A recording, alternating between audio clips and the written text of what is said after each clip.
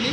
ఈరోజు మనకు స్వతంత్రం వచ్చినాక పాకిస్తాన్ వేరు, మన భారతదేశం నుండి వేరైనప్పుడు మనకు డాక్టర్ బిఆర్ అంబేద్కర్ గారు ఒక బుక్ రాసిండు, పార్టిషన్ ఆఫ్ ది ఇండియా అనేసి. దాంట్లో 219 నుంచి 23 పేజీ వరకు ఉంటుంది.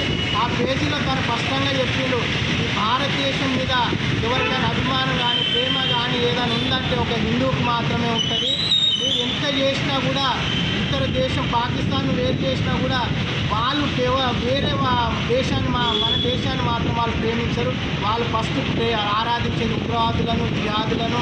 వాళ్ళు విచ్చలవిడితనంగా వాళ్ళు మదర్సాల కోచింగ్ తీసుకోవడం కోసమే పనిచేస్తారు తప్ప దేశాన్ని ఎప్పుడు కూడా వాళ్ళు ప్రేమించరు, ఇష్టపడరు అనేసి స్పష్టంగా దాంట్లో రాయడం జరిగింది మన డాక్టర్ బిఆర్ అంబేద్కర్ గారు.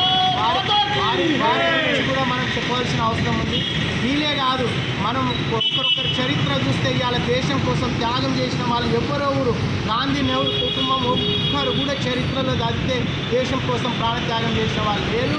ఈరోజు మన తిరంగ యాత్రలో భాగంగా ఇంత మంచిగా ర్యాలీ తీసినందుకు నేను హర్షిస్తూ సెలవు తీసుకున్నాను. జై హింద్, జై భారత్.